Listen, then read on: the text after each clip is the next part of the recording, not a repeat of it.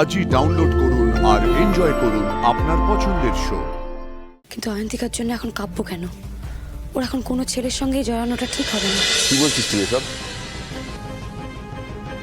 সুবর্ণর ব্যাপারটা আমাদের একান্তই ব্যক্তিগত ব্যাপার। এই বিষয়ে তুই কথা বলিস সেটা আমি চাই না। আর আনন্দি তোর থেকে বয়সে বড়, তুই কিভাবে কথা বলছিস? কাব্যর সঙ্গেও আমার বিষয়টা ব্যক্তিগত। আনন্দি কেন নাক গলাচ্ছে তাহলে? আমি নাক গলাচ্ছি তোমাকে ভালোবাসি বলে। দেখো বন্টি, তুমি আমাকে নিজের বন্ধু হিসেবে নাই মানতে পারো, কিন্তু তুমি তো আমার বোন। শুধু তো বন্ধু নাও, আমি তোমাকে খুব ভালোবাসি অয়ন্তিকা। তাই জন্য আমি চাই না যে তুমি আর এমন কিছু করো যার জন্য তুমি কষ্ট পাও।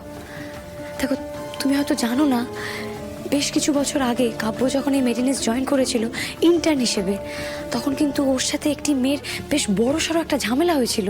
কি এখন কি গল্প ভাবছো তুমি? আমি গল্প ভাবছি না বন্টি, আমি যেটা জানি সেটাই বলছি। এখানে না বেশ একটা বড়সড় ঝামেলা হয়েছিল গো। ইনফ্যাক্ট মেয়েটি নিজে এসেছিল মেডিনেস্টে কাব্যর আগেনস্টে কমপ্লেন করতে, পুলিশও এসেছিল। আদি, তুমি বলো না, তুমি তো জানো, তুমি তো দেখেছো। হ্যাঁ, এরকম একটা ঘটনা ঘটেছিল আর পুলিশ তো এসেছিলই। আমরা এখন আর এটা নিয়ে কেউই কথা বলি না। মানে বন্টি দেখো, আমি চাই না যে তুমি আর এসব ঝামেলার মধ্যে জড়িয়ে পড়ো। কাজের জায়গায় কাজ করতে এসেছো, কাজ করো। এসব রিস্ক নিয়ে কি লাভ? তাও আবার এমন একজনের সাথে তুমি জড়াবে যার একটা পাস্ট লাইফ আছে। কাব্যকে নিয়ে কথা হচ্ছে না? তুমি কাব্যকে কতটুকু চেনো Bunty? Excuse me, I am really sorry. আমার তোমাদের পারিবারিক বিষয়ে ঢোকার কোনো ইচ্ছা নেই, কিন্তু কাব্যর নামটা শুনলাম বলে আমি ঢুকতে বাধ্য হলাম। আনন্দি, তুমি যেই কথাগুলো বলছো সেই কথাগুলো একদম ঠিক, কিন্তু তুমি বোধহয় এটা জানো না কাব্য শেষ অবধি ইনোসেন্ট প্রমাণিত হয়েছিল। কি তুমি জানতে তো সব? জেনে শুনেও বলছিলে না আমাকে? কারুর এগেনস্টে যদি কোনো ক্রিমিনাল রেকর্ড থাকে তাহলে মেডিনেস্টই তাকে রাখবে না। এটা তো আমার থেকে বেটার তুমি জানো। আপনি কি আমাকে এই কথাগুলো বলতে এখানে এলেন ডক্টর সুপর্ণা? আসলে আনন্দি, মেডিনেস তো একটা পরিবারের মতন। এখানে আমরা সবাই সবাইকে আগলে রাখি, আর সেটাই আমি তোমাকে মনে করাতে বাধ্য হলাম। কাব্য আমার ডিপার্টমেন্টে কাজ করে, এতদিন ধরে ও আমাকে রিপোর্ট করে এসেছে। আমি ওকে খুব ভালো করে চিনি। ও খুব ভালো একটা মানুষ, প্লাস এফিশিয়েন্ট একজন ডাক্তারও। সুবর্ণা, আমাদের বোধহয় এই বিষয়টা নিয়ে কথা হচ্ছিল না। আমি জানি অয়ন্তিকার সাথে যা যা ঘটেছে, তারপরে ওকে নিয়ে তোমাদের কনসার্নটা আমি বুঝতে পারছি, কিন্তু অয়ন্তিকাকে কিছু করতে আটকানোর জন্য কাব্যর নামে দুর্নাম করাটা তো ঠিক নয়।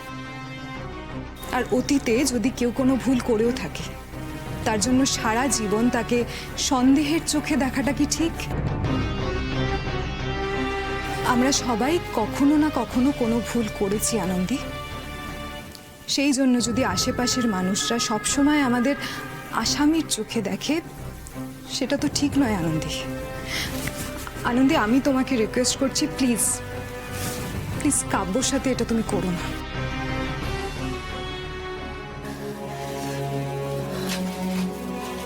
Thank you Suparna. তুমি যদি আজ আমার সত্যিটা না জানাতে, আমিও হয়তো কাব্যকে ভুলই বুঝতাম। তুমি আমার সত্যিকারের বন্ধু। Thank you so much.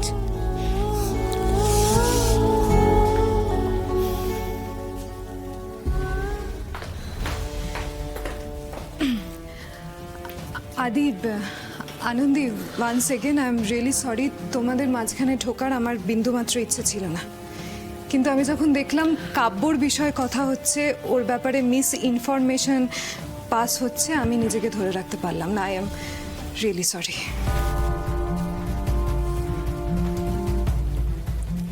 সবাই যে যার মতন কথা বলে চলে গেল আদি, কিন্তু অয়ন্তিকার জন্য এখন কাব্য কেন?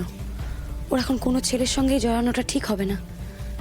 বোনটি এখন ভালো মন্দ কোনো কিছুই বোঝার মতন অবস্থাতে নেই। আমি তো ভালো মন্দ বুঝতাম, তারপরেও কি হলো? নিজের সম্পর্কতেই আমি আর অয়ন্তিকার সম্পর্ক নিয়ে কি বিধান দেব বলো? এখন না সত্যি মনে হচ্ছে, জানো, আমার ফেলিয়ার। যাক, দেখি আজ মা দুর্গার কাছে তো যাবই। জাগ্রত মা দুর্গা, দেখি যদি জেতাতে পারে। জাগ্রত মা দুর্গা? ঝাড়গ্রামে না একটা দুর্গা মন্দির আছে, সেটা খুব জাগ্রত। দেখ দিদি ভাই, বিপদ আপদ তো বাড়িতে লেগেই আছে, তাই বলছি কি যে দাদু ভাইকে নিয়ে তোরা দুজনে মিলে পুজোটা দিয়ে আয় না মায়ের মন্দিরে। হ্যাঁ, আজকেই তো পুজো। বেশ, ঠিক আছে, আমি আজকেই তোমাকে ওখানে নিয়ে যাব।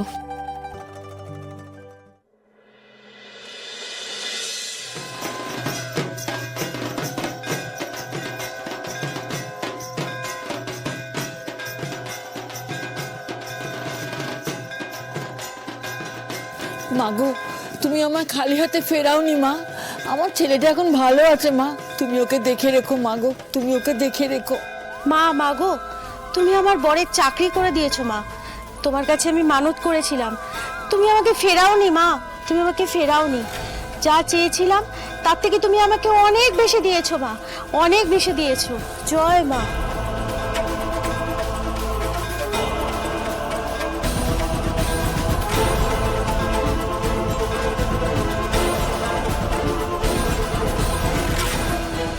মাগো, তোমাকে আর নতুন করে কি বলবো মা, তুমি তো সব জানো। এই আনন্দী বেঁচেও আছে তোমার জন্যই। আজকে তোমার জন্যই, তোমার আশীর্বাদে আমার জীবনে উমা এসেছে মা। তুমি আছো বলেই আমি শ্বাস নিতে পারছি মা। কিন্তু এবার আমি আর একলা পেরে উঠছি না মা। তুমি তো জানো মা, এই মানুষটাকে আমি খুব ভালোবাসি।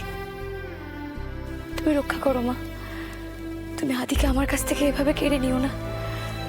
আজকে যদি আদির কিছু হয়ে যায়, আমিও শেষ হয়ে যাব মা।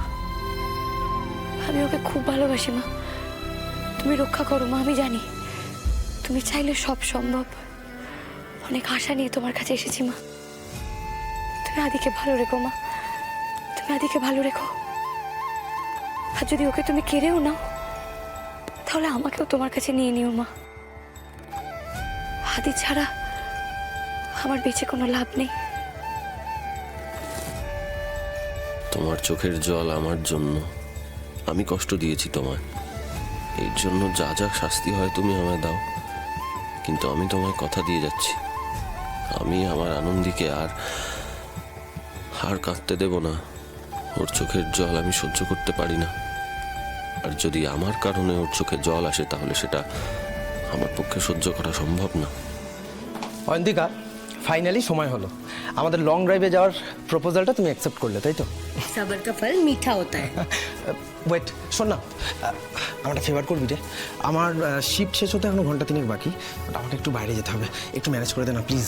যা যা দুগ্গা দুগ্গা করে বেরিয়ে পড়, তোকে আর শিপ নিয়ে ভাবতে হবে না। শুধু একটা কথা মাথায় রাখিস, আমাদের কপালে কিন্তু একদিন শিখে ছিড়বে, হ্যাঁ?